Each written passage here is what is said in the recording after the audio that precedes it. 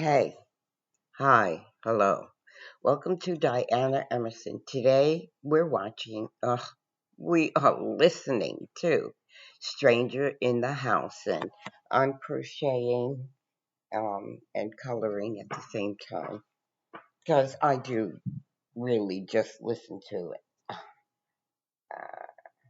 Okay, we're going to, this is Clowns. But his defense lawyers say they plan to appeal his conviction. That's our program for tonight. Thanks for watching. I'm Deborah Robert. Okay, there we go. This is Clowns. The clown pulls out a gun and fires at point blank range to the mermaid's face. The last words I heard my mother say was, "Oh, how pretty." Okay, let's see where we left off. Okay, I'm going to do some coloring.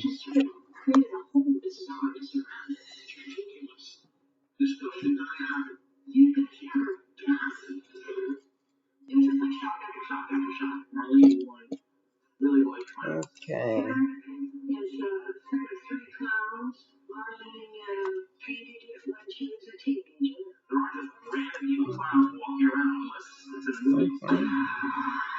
I'm going to do this one.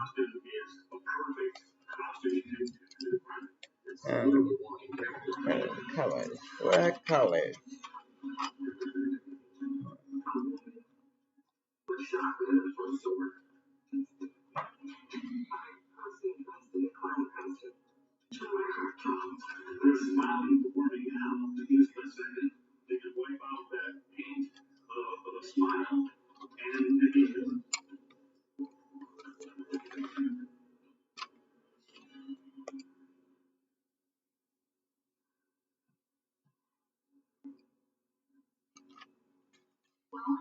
Florida is just a very funny part of South Florida.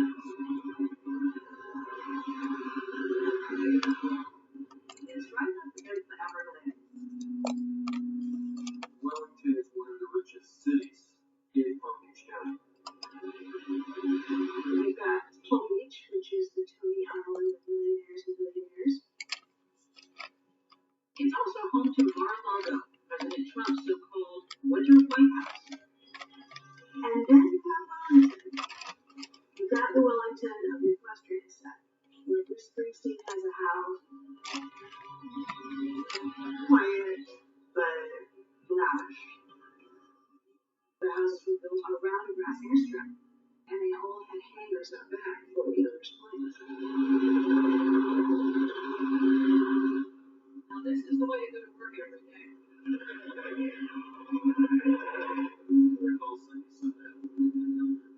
you take this out every day? I take it about 2 to 3 days a week when I go to the office, which is like 50 miles. I just love that idea. Fly to the office. Wellington was Nirvana.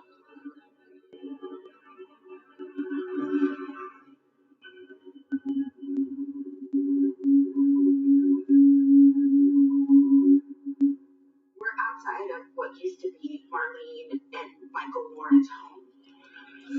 Memorial Day weekend. It was a normal South Florida day. Hot and humid. Marlene and Michael Warren had been married nearly 20 years. She was a working mom enjoying a morning at home with her son Joey and 3 of his friends. I was 21 at the time. I was into a lot of things, scuba diving, flying. Life was an adventure. It was exciting. When this happened, it was all taken away. Marlene was cooking breakfast for her son Joe and his friends who were here at the house. And as Chrysler LeBaron pulls up to Marlene Warren's driveway.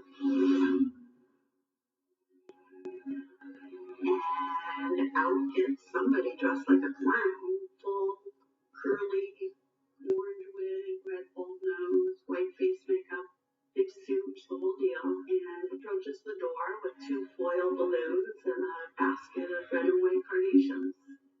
The clown walked to the door, and then Marlene answered the door.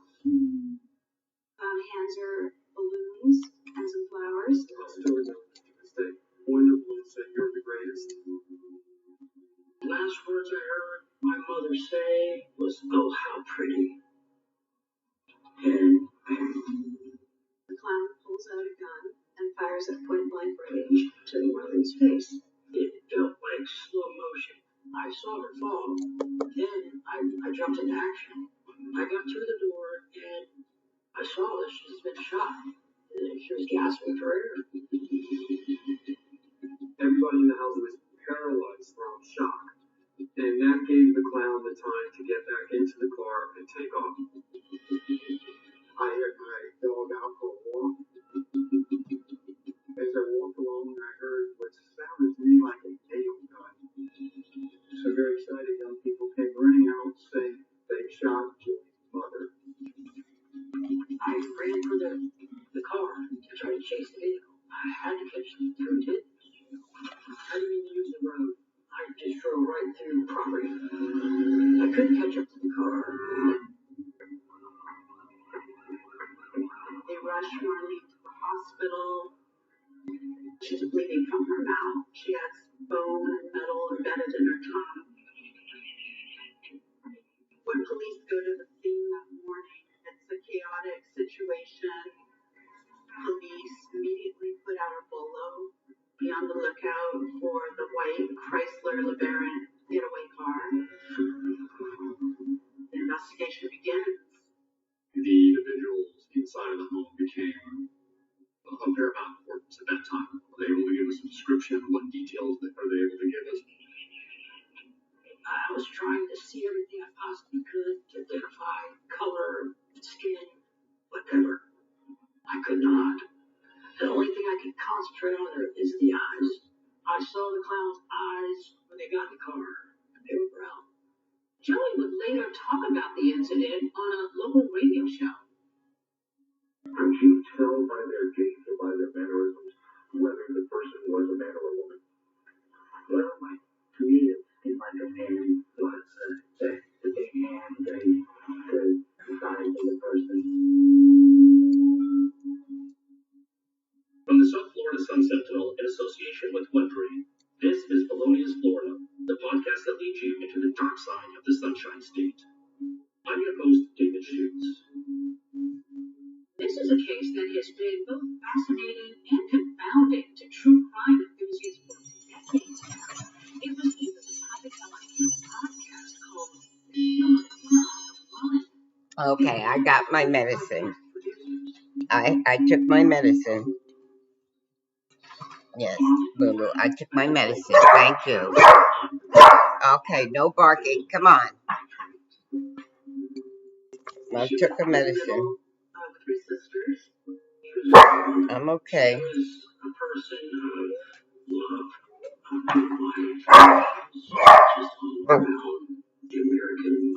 Surely this has been the most recent photograph of Marlene that we've got.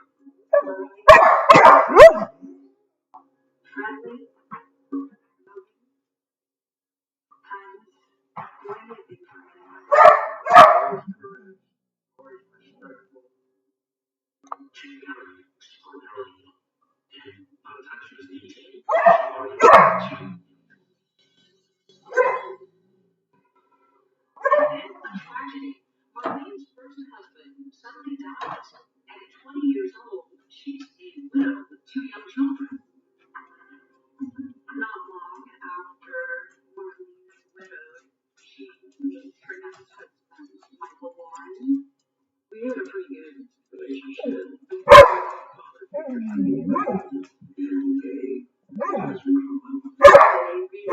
Okay, no barking, Papa.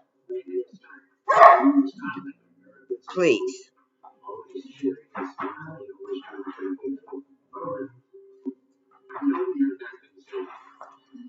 doesn't make sense that a person that seemed to be so kind and so genuine that everybody genuinely loved had this enemy out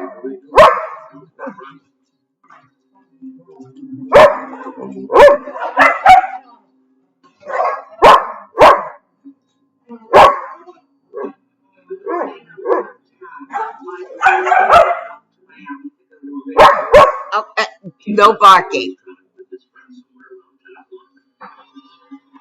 They were midway to Miami when they got the news that Marlene Warren had been shot.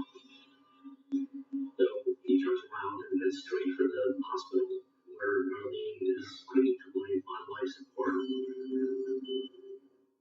Ballistic evidence is limited because there's a single projectile inside of Marlene Warren. There is no shell casing, there is no firearm. What is the value of the two balloons and the flower basket that sits right in the front doorstep? That really became the focal point of the evidence inside them. But who would make such a deadly delivery? Police are about to get a first-hand description from costume shop workers who might have come face to face with the killer. I trust him, and I said, can you come back tomorrow? And now I need to get a costume tonight.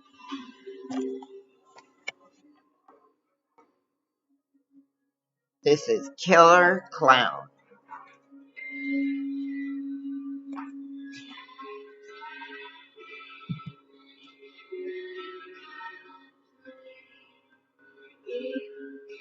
There aren't just random evil clowns walking around unless it's in movies. So this was someone who had a purpose in mind and took time to disguise themselves. Who drove way out of the way to commit a terrible crime.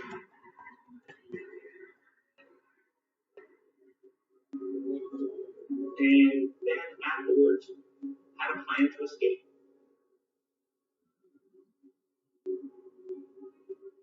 Authorities in Palm Beach County want to know just how 40-year-old Marlene Warren, who is married and moneyed, becomes the victim of a would-be killer clown. But nobody wants those answers more than her parents. Now come in here. I think of her. Marlene Warren really liked clowns. They go to a circus, you know. Yeah, coincidence. Marlene even had a clown-themed room in her childhood home. She liked the clowns when she was a little girl. There's a set of 3 clowns. Her mom had a painting that Marlene had done. This picture here is a painting of the clowns. Marlene painted it when she was a teenager, and I'll keep it forever. In some ways, the clown costume is a perfect costume to commit a crime. It's literally walking camouflage. So you have these giant eyes, and there's grease paint, there's right wigs.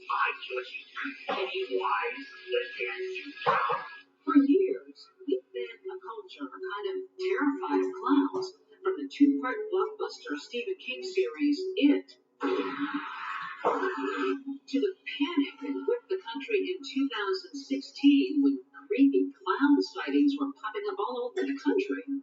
This clown was caught on video along a dirt road in Ocala. If these people uneasy around clowns, easy to say. They wipe off that paint of a smile and they kill it. By most accounts, this probably would have been yet another tragic shooting. But then you add this costume, this clown costume to it, and it just sort of created a whole bizarreness around it. That's what really put it over the top. The only evidence that they had at the crime scene were the balloons and the flowers that were left behind. Police start canvassing the whole area for any places that sell these foil balloons, these baskets of carnations, trying to figure out who possibly did this. Let's find out where this flower arrangement could have been purchased, where these balloons could have been purchased. There were 2 balloons. One of them was an unusual balloon, believe it or not. And it was only sold at one of the Publix grocery stores in Palm Beach County. It was a red heart-shaped balloon saying, "You're the greatest." Investigators followed up on several leads, one of which took them here to this Publix. We have a clerk here who said she remembered selling the exact basket of flowers and balloons that were found at the crime scene to someone here. They were like, "We think we know who The killer might be because we saw that person coming by the same exact stuff you're talking about 90 minutes before the murder.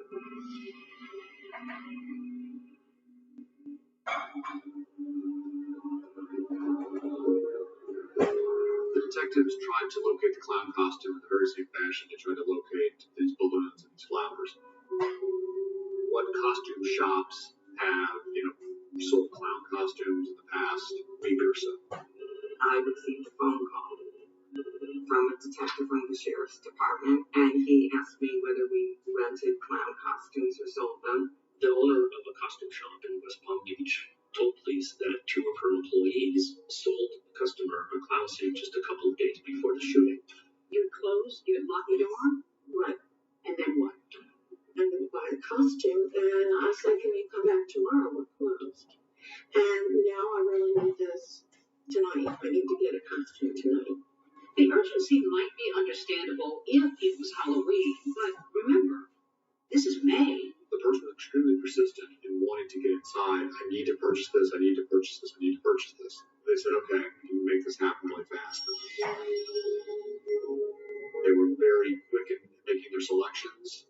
For Ruby's clown costume, clown wig, Bob Kelly, clown makeup, and a sponge nose.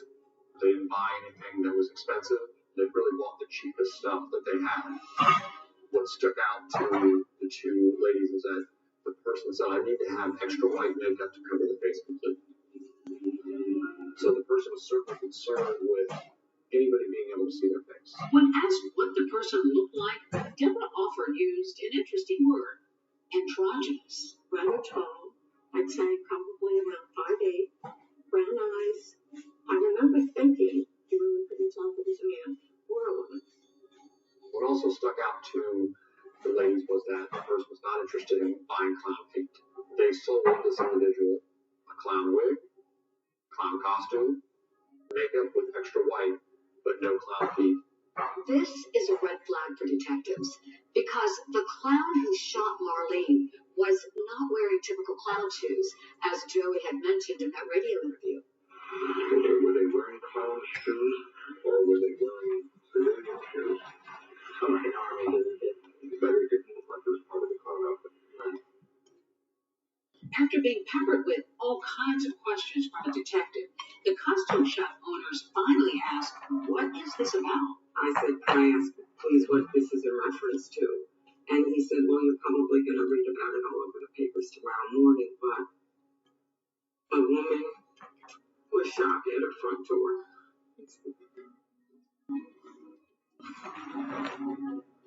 By a person dressed in a clown costume. And he shot her in the face. And my heart dropped. But soon enough, there'd be the first big break in this case. They found a white Chrysler LeBaron, observable even to the naked eye, are what appear to be red-orange wig fibers. Are the secrets to Marlene Warren's murder hidden in that white Chrysler LeBaron?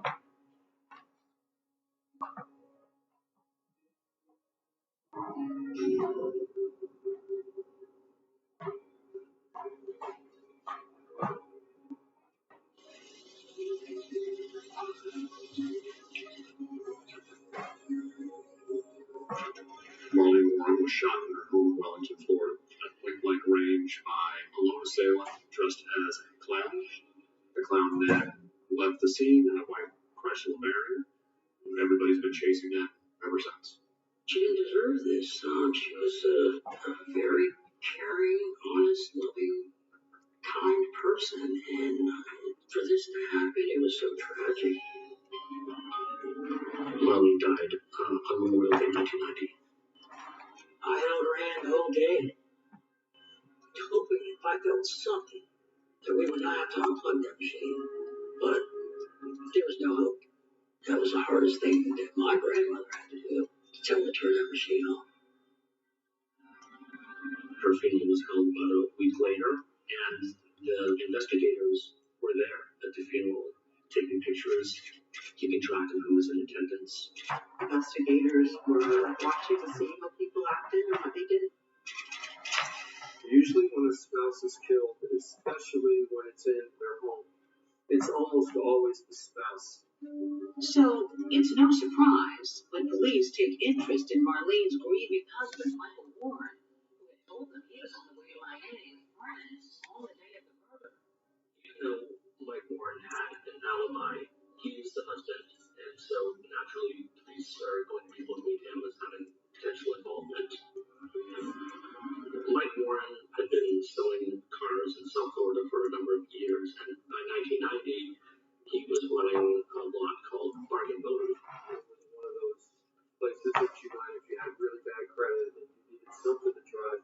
And it was used cars, rental wrecks, that kind of business.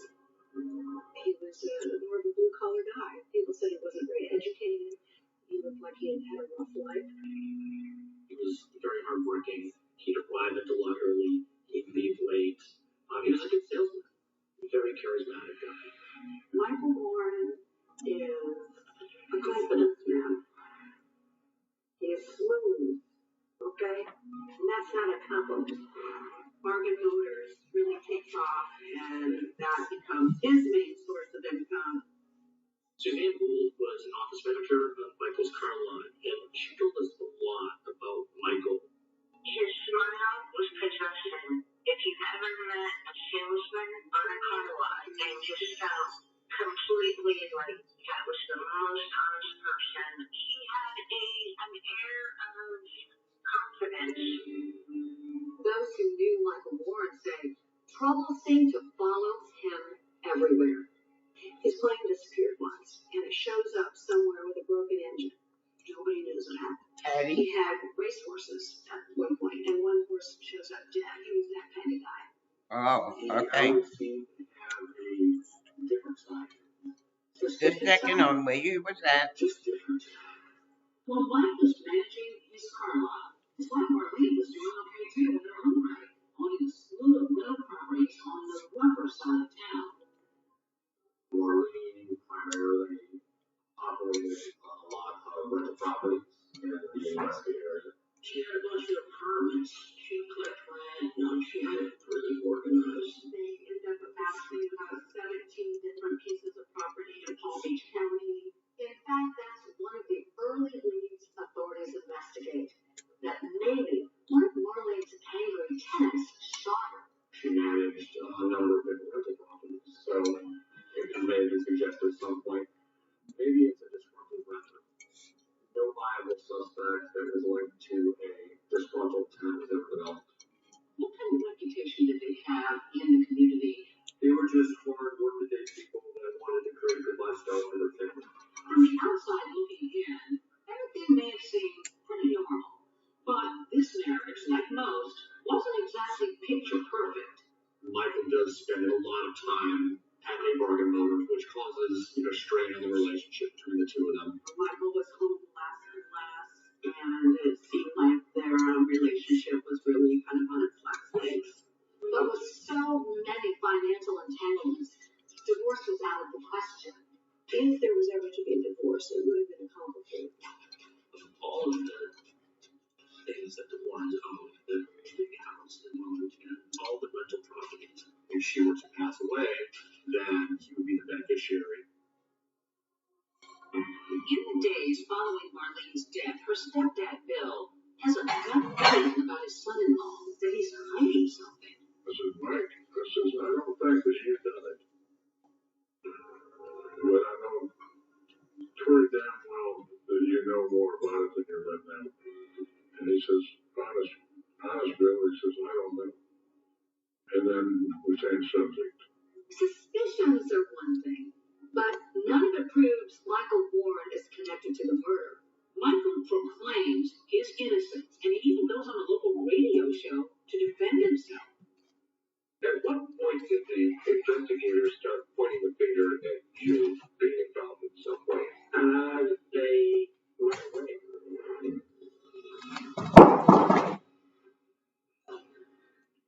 4 days after the shooting, police get a huge break. I remember hearing that on the police scanner, a lot of very excited activity by the law enforcement agencies. The getaway car. Yeah. It was a couple of workers who had noticed that there was a car that had just been sitting in the parking lot and nobody had gone in or out of it and it hadn't moved and it just looked suspicious. They go there, and it's a white Chrysler LeBaron, a sure match to the getaway car. They seal off the car, crime scene tape, and the whole deal. They get a search warrant so that they can tow it away and give it a search. Whenever you get the getaway vehicle, it's a big find. You just scour it for any evidence. Observable even to the naked eye are what appear to be red-orange wayfinders that are easily identifiable as something that may be on the wing if sometimes they don't look natural. When police sees the Good car, morning. they find orange. I'm ready. I ate some noodles and potato. I'm ready. I'm just freshening up my lipstick.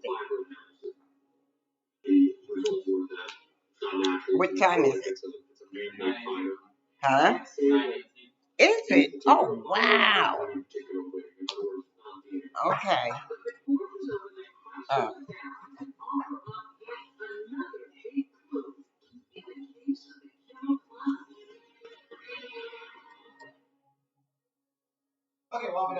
Okay.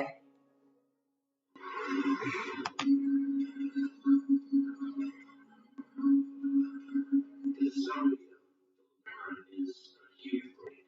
Ready to tie the LeBaron that was used in the murder to Michael Warren's lot. The license plate is affixed to the Chrysler LeBaron was found at the Winn-Dixie parking lot.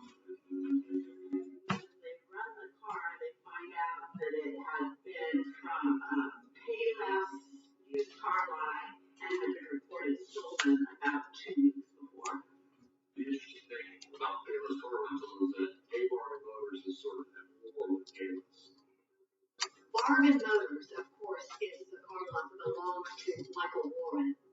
Michael Warren had a yellow page ad in the phone for Bargain Motors.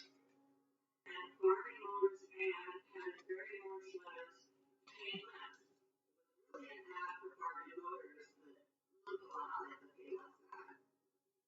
The person not on the page section, when they search for the yellow page, was called Payless, and they had been calling Michael Warren. And that's what one couple told police happened to them. They say that they were duped by someone at Bargain Motors just weeks before the murder. This husband and wife had rented that white car from Payless, not Bargain. When they went to return it, they mistakenly called Bargain Motors, thinking that it was Payless. They say they were told by someone at Michael Warren's lot, leave the car at the Payless lot where you rented it outside the gates with the keys in it. We'll pick it up. This couple thought, well, that sounds really strange, but they did it anyway because they had played the catch. That LeBaron was taken back to A-Bargain Motors even though it didn't belong to them. And that's how police allege the LeBaron came to be on Michael Warren's lot. One of Michael's employees was arrested in connection with the theft of the LeBaron, and he was eventually convicted. Michael himself was never charged. But who was it that used that car to go and kill Marlene? That was still the question. Despite this link between the LeBaron and potentially Michael's car lot, there's not enough there for police to make an arrest. Michael had a pretty airtight alibi with witnesses. He was in the car with his friend on a racetrack. Still, he wasn't out of hot water just yet. Pretty quickly after the killing, investigators from a different police agency contact the sheriff's office and let them know that Bargain Auto Parts has been under surveillance for some shady dealings. In fact, investigators from the West Palm Beach Police Department were looking into Mike Warren for rolling back odometers on his used cars. There wasn't just one or two cars, it was a fleet of cars that we looked at in the 90s. The cars that were talking about all had mechanical odometers that could be manipulated. It took some skill, and you have to know what you're doing, but it could be done. For the record, it doesn't exactly work the way Matthew Broderick said it would in Ferris Bueller's Day Off. Whatever miles you put on will take off. try and hold backwards.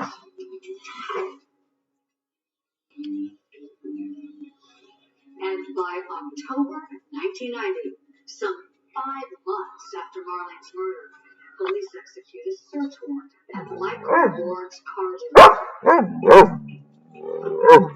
Police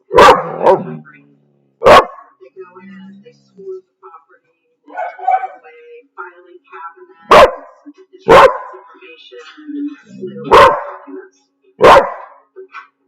I like the helicopter and the jet. Former neighbor John Herron remembers talking with Michael during this time and says he's concerned about the impact on his business and the investigation into his wife's murder.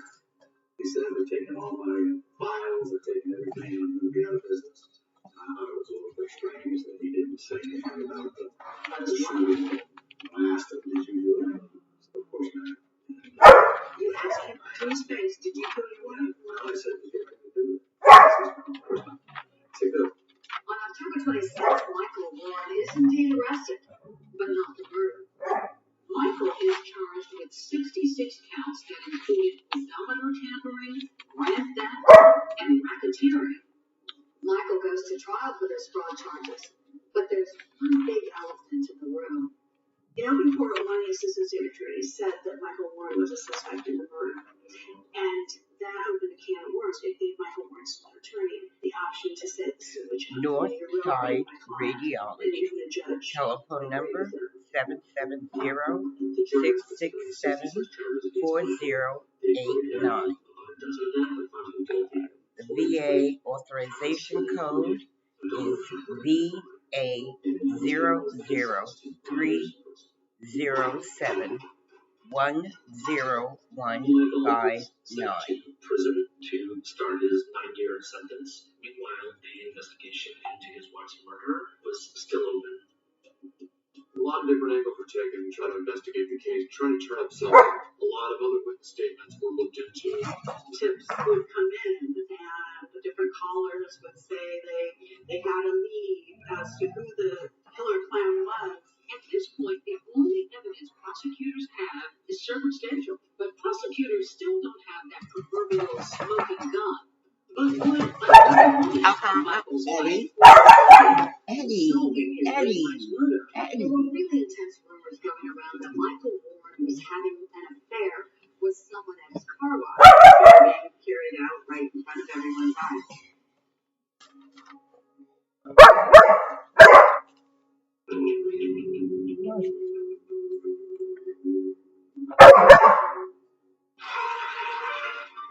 It's 1990, and we can forget the famous intro to the #1 show in the country, Cheers.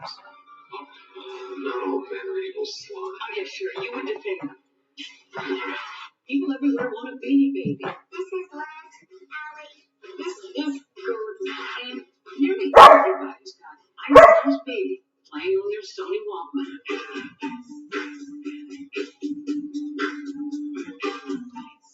But something else is at the risk of turning cold. The case of the killer clown. And it's hard to imagine who's more frustrated by it all. The police or the local media who are just fighting for any scrap of information. The police were very tight-knit on this investigation. They weren't giving the media a lot of information. They wanted to make sure that they were able to catch the killer. Murders in Florida, especially in the early 90s, are rampant. Some local residents, though, are upset that it took the killings of tourists to focus attention on a crime problem they face every day. But what sets this case apart? The costumes, the flowers, the balloons. It all seems to be so oddly personal. It makes sense that the killer had to have known or been associated with the family in some way. Police get an anonymous call. Tell investigators to look into Marlene Warren.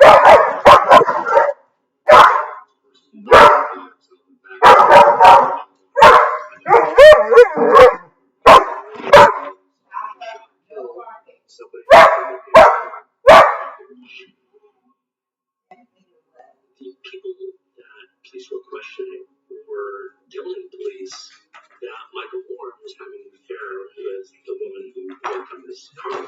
Sheila Key. Sheila was Oh, you were talking about Sheila hair. grew up in small towns on the outskirts of Everglades. Really good at chili. She was country. She was attractive. The boys liked her, and she liked money. She wanted rich life. She wanted nice things.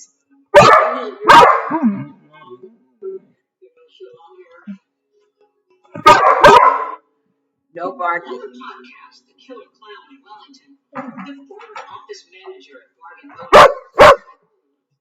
Motors, Sheila Key. No barking. Echo.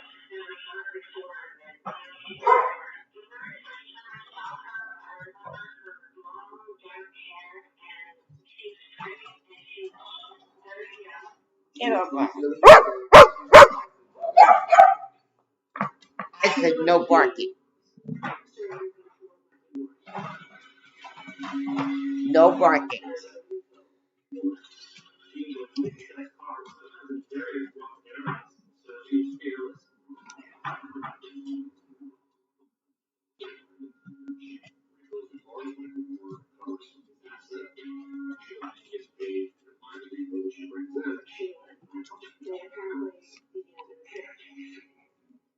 Other residents at the complex where Sheila lives said we thought Michael and Sheila were married. He was there so long. Mr. Warren had actually paid for a place for her to live. So Michael Warren was paying for an apartment for Sheila Key. Yes, that's correct. There are reports of some witnesses from Bargain Motors that have reported sexual activity inside his office. And according to witnesses, it sounds like Marlene may have been on to them. There was an affair going on between them when Marlene was alive. For quite a while, for what I understand. She never talked about it though. When they asked Mr. Warren about the supposed affair with Sheila Key, he denied it. Sheila denied it outright. She would describe it, no, we just work together, we're just doing work. In June 1990, just hours after investigators found the Chrysler LeBaron linked to Marlene Warren's murder, police were able to get a search warrant to search Sheila's apartment here in West Palm Beach. It took a number of items, including the contents of the trash barrel of her bathroom. No clown wig or clown costume or makeup is located at Miss Keen's apartment. No firearm that can be linked to this case is located. It's another trail that leads basically nowhere. And the truth is, the news cycle moves quickly. And with hundreds of murders happening in South Florida that year, the case of the killer clown eventually all but disappears from the headlines.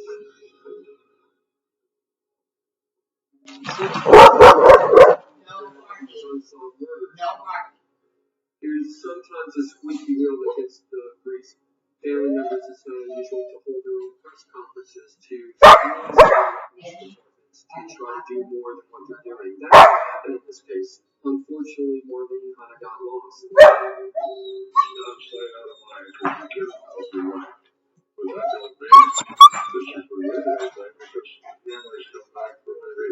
Just a few seconds. That's life. It's got to go on.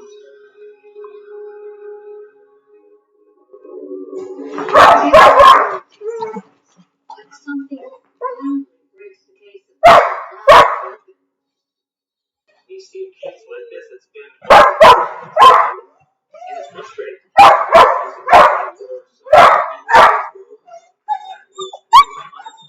But then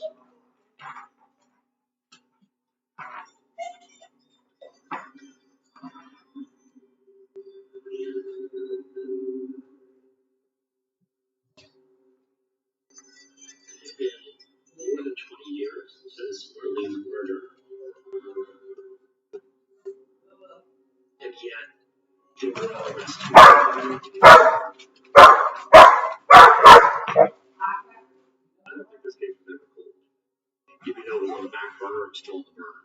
It was never clear.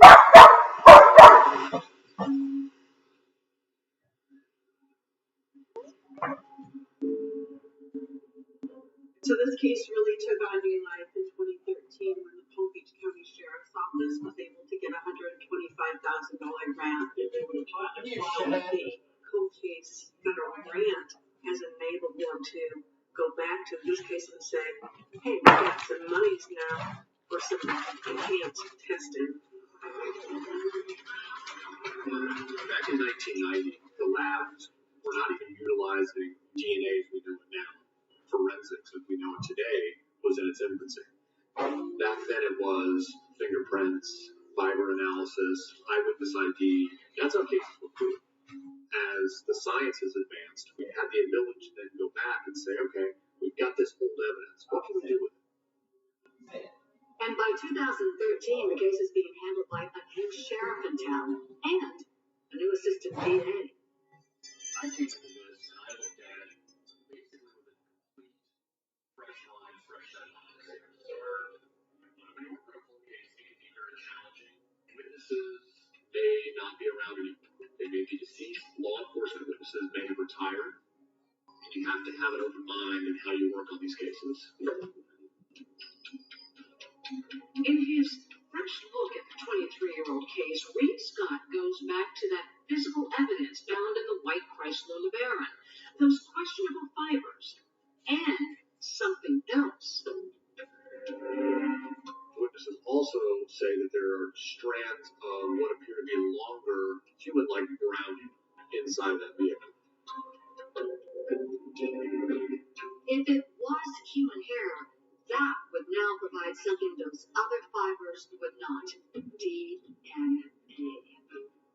They took a particular hair which had a portion of the root, the skin portion on it. And there are certain laboratories that will conduct what's called mitochondrial DNA analysis. That's a type of analysis that is conducted typically on older samples.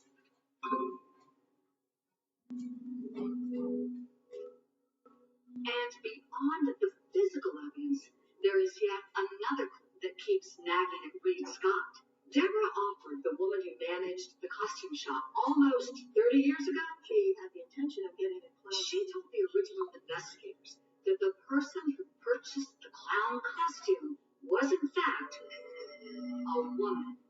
When the police asked you about a description, what did you tell them? It's very androgynous.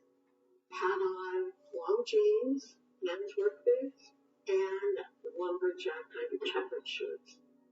And brown eyes, and I was always looking at people's makeup, and she didn't have on any makeup, nail polish, no girls.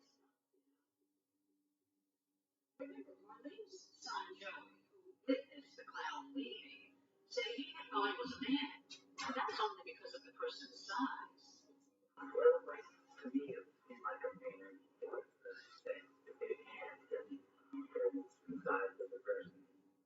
One of the things that I do remember about her is that she was rather tall.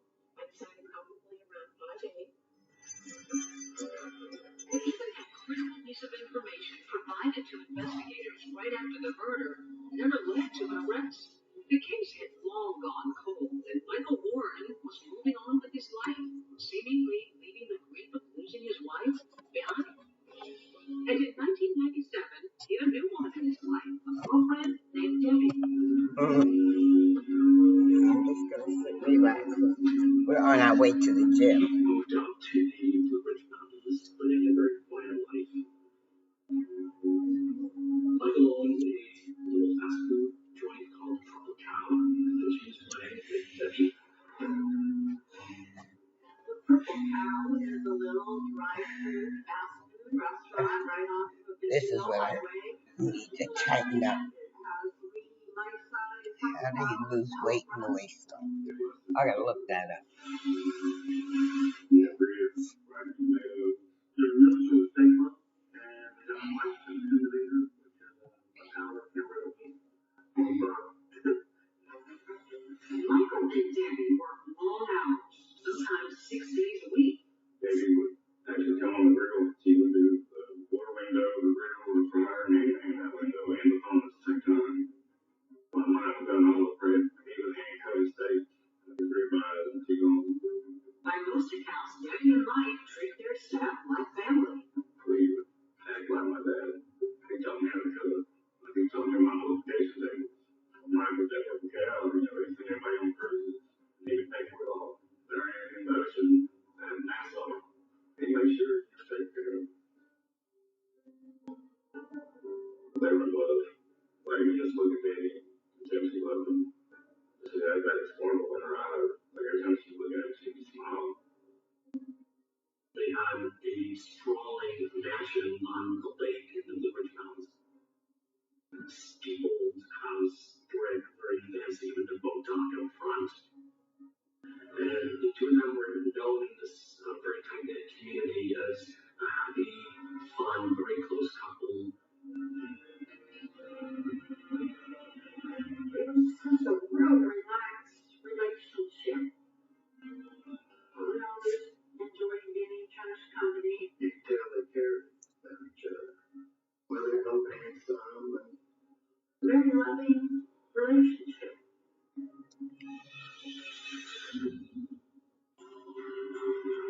But other neighbors say they see a different side of that rough around the edges former used car dealer.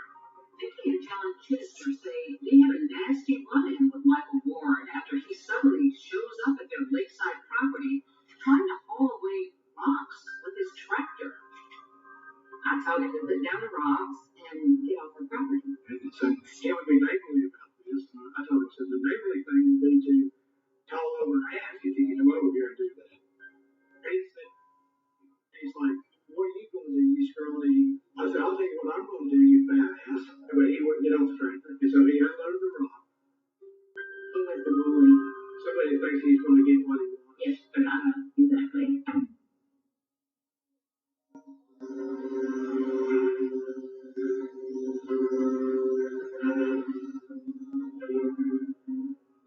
When will their unsuspecting neighbors living on the lake get the shock of their lives? Is the killer clown about to make another appearance? Always are rumors of, if you miss something, you won't get a visit from the clown. I'm a clown.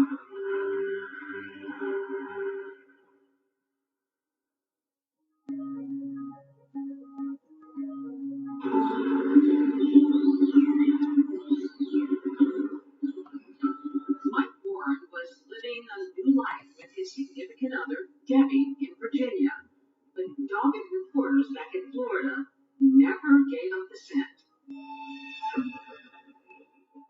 In May, which was my 7th anniversary of the killing, my editor said, well, let's relook at this. So I asked our researcher to take a look at a few things. I was assisting Barbara Marshall, who was a features reporter who was writing the article. She asked if I could find Mike Warren. She found that they were living in Abington, Virginia, in the Blue Ridge Mountains. The Sun Sentinel's Tanya Amadez was also hot on the trail, and she made her way up to Virginia. During my reporting visit in Virginia, I'm constantly asking about Sheila Key, and one of the neighbors invites me in, and somewhere in the midst of our conversation, she just lets it drop and refers to Debbie and Michael, and I just kind of halted the conversation. It's like, wait, what? Who is Debbie? It turns out that Debbie is just an alias. She was actually Sheila Key, the woman with whom Michael was rumored to have had an affair. Debbie, with the long brown hair, is now 27 years older and blonde. It was not surprising that she's now called Debbie by her friends in Virginia. She tried to hide, and one way to hide is to change your name. The first time I ever seen Sheila Key was when I'd actually go to the mailbox and check the mail. And they would say that was her mom. Never knew that her real name was Sheila Key. And there's one more surprise. In public records, who you are, will be discovered. What I found was that Sheila and Mike Warren had gotten married 12 years after the murder. I went to Barbara's desk and I said, Barbara, I said, they're married. She found that Michael Warren and Sheila Kane had gotten married 12 years after the murder in Las Vegas. That's right. Michael Warren's once alleged mistress is now his wife. The two married at that famous Little White Chapel in Las Vegas. Once Michael was released from prison, he reunited with Sheila, and they took their life to Tennessee and Virginia, and carried on with their life. They thought they were going to live happily ever after until law enforcement started knocking on the door in 2017. Okay, Lulu.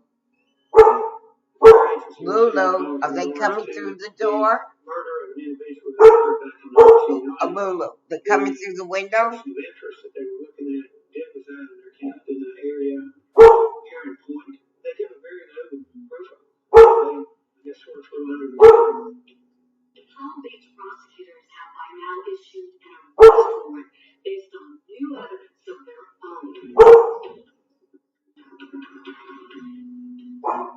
He and Michael were returning home from a road trip to Vermont and driving their black Cadillac Escalade. The vehicle was strategically placed among various locations. You can observe the black Cadillac Escalade. The vehicles that were positioned to the front of the vehicle. If you stop in this area, the vehicle stand up behind it. And the deputy came up to the driver's door and he said he had a warrant for Sheila's arrest. They had a warrant for Sheila, but not for Michael. And we told her she was under arrest for the murder and it occurred in Florida. And they were here today. Michael Warren never got a warrant out for his house because he was not facing criminal charges. We have our suspicions, but we don't have enough evidence to file any charges against him. Although I think it's hard to believe that Michael Warren knew nothing about this, but as a prosecutor, we live on evidence, not suspicions. Children removed from the vehicle, placed in one of our patrol vehicles, handcuffed, and transported to the regional jail.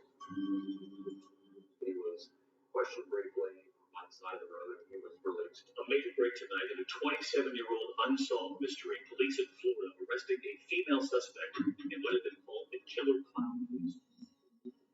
It was a bit of a media circus when we announced the arrest of Sheila Kane Warren, but rightly so. It generated a firestorm of interest. Police in Virginia have made an arrest in a bizarre 27-year-old cold case. Sheila Kane Warren, accused of dressing up as a clown and killing the victim as she opened her door. This case haunted a family and a Florida community for nearly 30 years. Especially when they saw the defendant who lived a new life in Virginia. It gets our spidey senses ticking.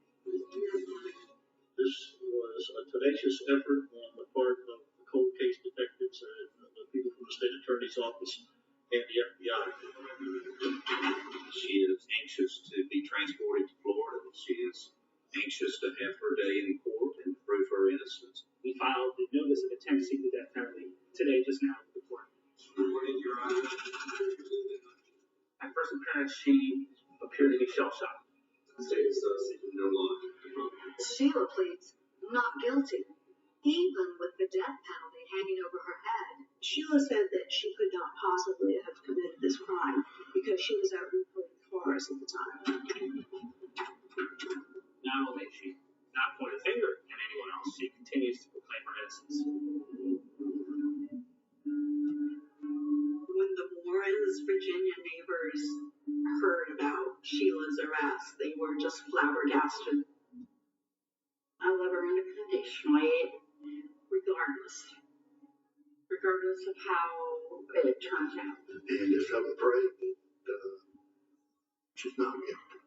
But authorities are convinced she is guilty, and they're ready to go to trial. Sometimes justice can be delayed, but justice eventually arrives.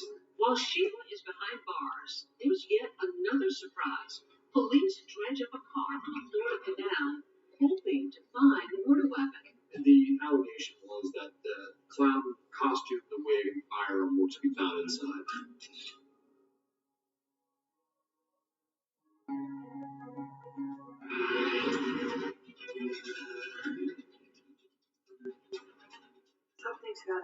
She got away with it for so long? When I heard Sheila and Mike got married, wow, that threw me out of loop there. I turned angry when I heard Mike had married Sheila. Angry. She killed my daughter, and he married her.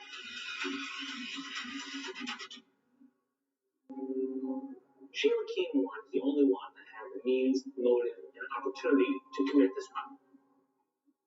There's this photo taken of Sheila, oddly smiling while in custody, and it's oddly reminiscent of a mugshot taken when she was 21 and convicted of shoplifting. But this is hardly a slam dunk case.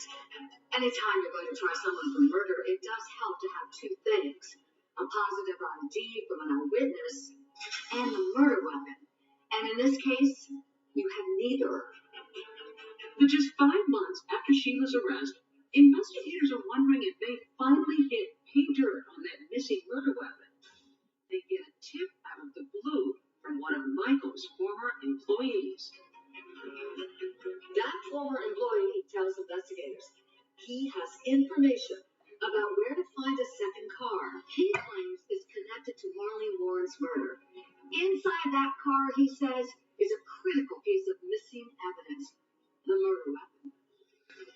This is the C-51 canal, and this is the place where, in 2018, investigators came to look for what they thought was the second getaway car in Marlene Warren's murder. The allegation was that the clown costume, the wig, and firearm were to be found inside. Remember, there are critical pieces of physical evidence that are still missing.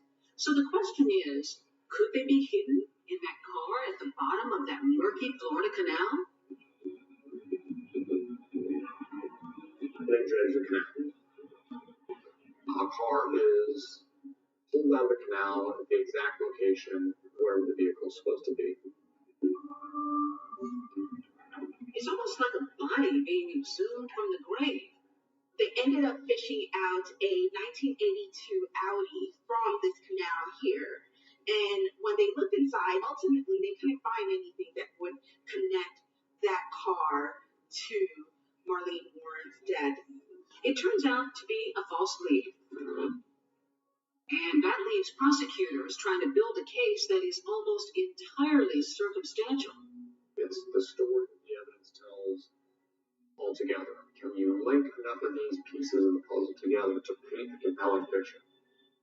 Some of them would be things investigators learned 30 years ago that would now be critical to their case. Investigators say that one of the very first pieces of that puzzle lies at the supermarket where the flowers and balloons were purchased. You find that two workers inside the Publix supermarket describe a person dressed in worker clothes with gloves and long brown hair. Now, the interesting thing about this Publix here is that it is less than a mile from the apartment where Sheila was living. This person, fitting the description of Sheila King, purchased 3 items that are subsequently found at the homicide scene 82 minutes prior to the murder.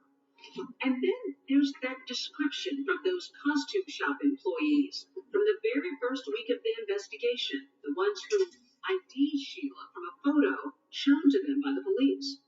If you look at this picture, do you see a resemblance to the woman that you saw in here? Possibly? Yes. Each lady identifies her from 2 photo lineups as the person who bought and purchased this clown costume. Prosecutors will build their case on a series of oddly coincidental accounts of Sheila having dressed up as a clown.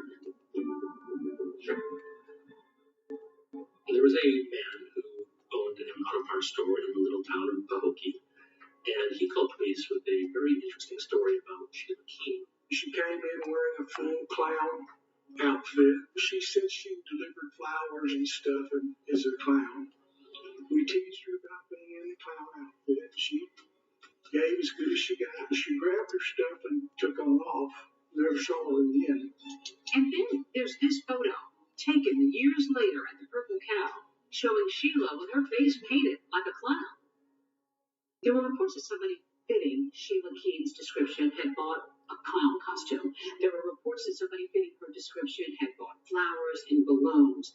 She had been known to dress as a clown previously before. There was talk that she was having an affair with Marlene Warren's husband. Aren't those enough circumstantial bits to try to bring this thing to a case? Thinking that somebody did something, no one would be able to prove it in a court of law. Two different things. What you do not want to do is go into court without a case and take your best shot and lose. I 100% believe that Sheila Keene Warren is guilty of this crime. When I looked at all of the evidence, there was no doubt in my mind that we had the right person and that she needed to be brought to trial. But did authorities have the right person? What if those plans that they're allegedly linking Sheila Keene Warren to murder actually belong to someone else?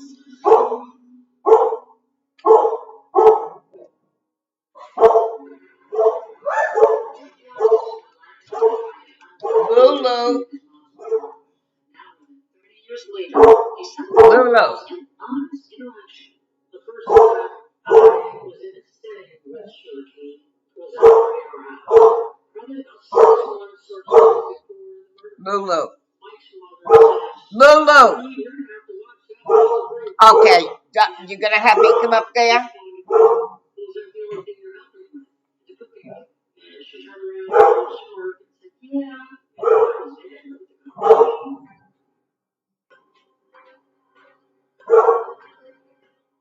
True crime is a hot genre, and this is true crime combined with sexual betrayal.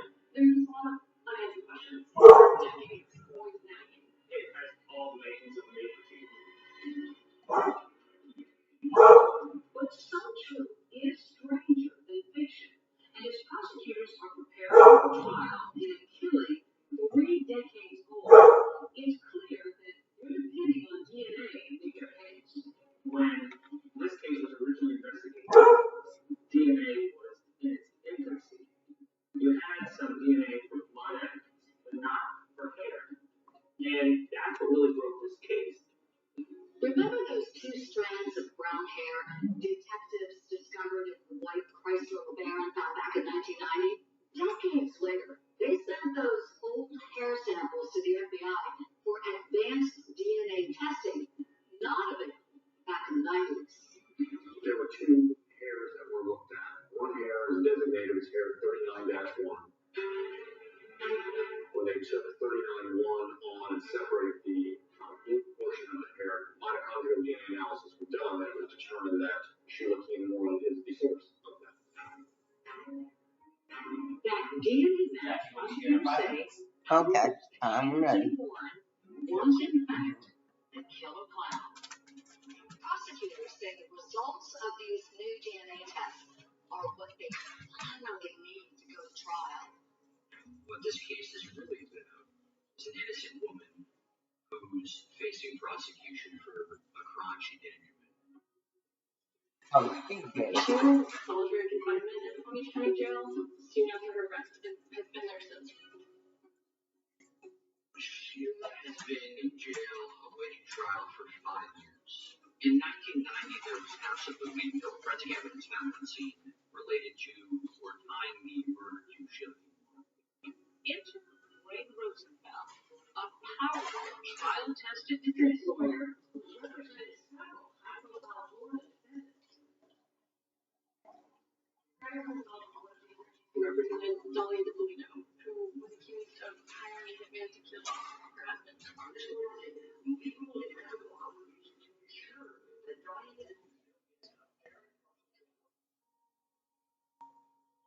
Even before trial, Rosenfeld is arguing the case prosecutors have built against Sheila Keene Warren simply doesn't measure up, referring to the height of the so-called killer clown. You have 4 people at the crime scene, and all 4 of these people said the shooter was over 6 feet tall. Sheila Keene Warren is between 5'6" and 5'7".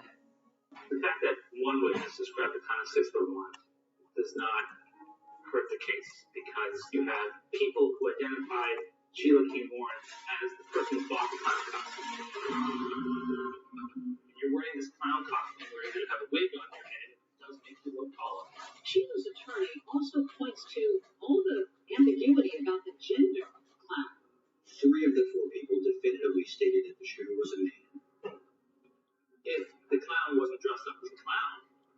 problematic that Joe Gate thought the clown was a man, but the clown was dressed up as a clown to disguise his features, to disguise the clown's gender. This murderer wanted to make it harder for police to find him. Rosenfeld even has an explanation for that all-important DNA evidence. The 2 hairs that prosecutors say placed Shiva inside that Chrysler LeBaron. The DNA evidence is beyond questionable. 2 pieces of hair found in the LeBaron might not even belong to Sheila Keyboard. We believe that one of them, based on the amount of male DNA on the hair root,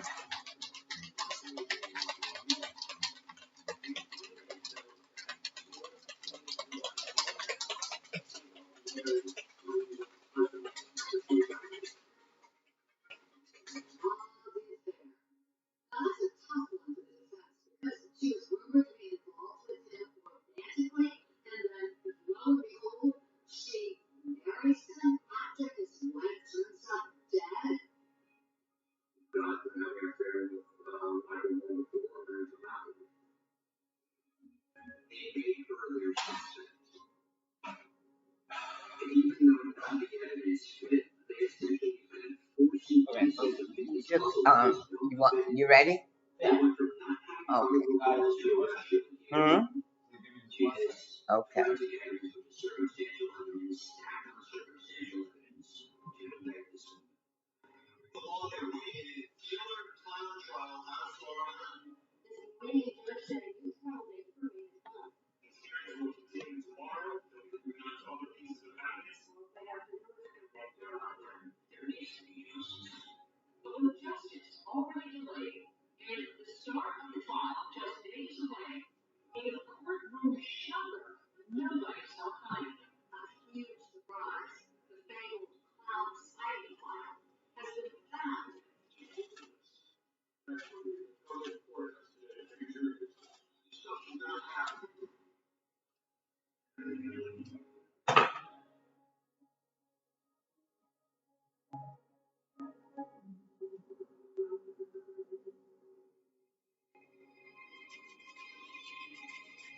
By mid-2022, Sheila Key Warren has been in jail for 5 years, awaiting trial for the murder of Marlene Warren.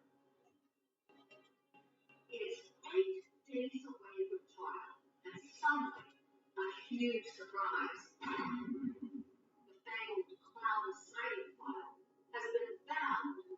The clown sighting file was mentioned in a police report back in 1990. It contains roughly 40 potential leads. These are clown sightings from the day of the murder and the days following. Sheila's defense attorneys asked the prosecutor and the investigators for that file for years, several times, and every time they were told, we can't find it. So he finally decides to file a motion to compel the state to produce this information. The next day, the clown sighting file suddenly appears. After 3 years of me asking for that clown sighting file, it was in a box for Michael Warren's odometer tampering case. This was a 33-year-old cold case with boxes and boxes of files, and the Palm Beach County Sheriff's Office looked for it, and they couldn't find it, and then it was just there. It was obviously nothing intentional.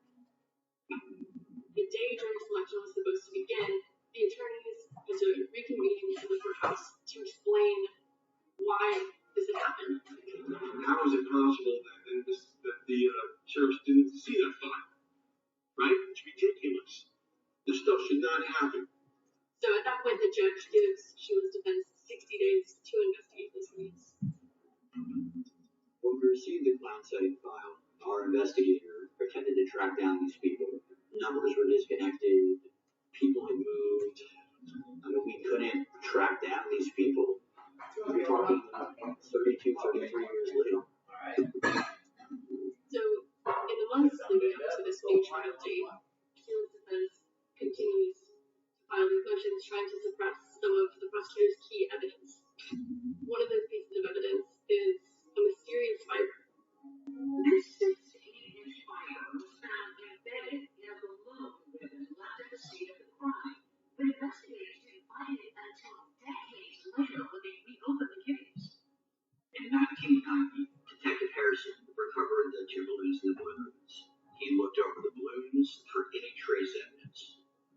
saw nothing, sealed them, and stored them.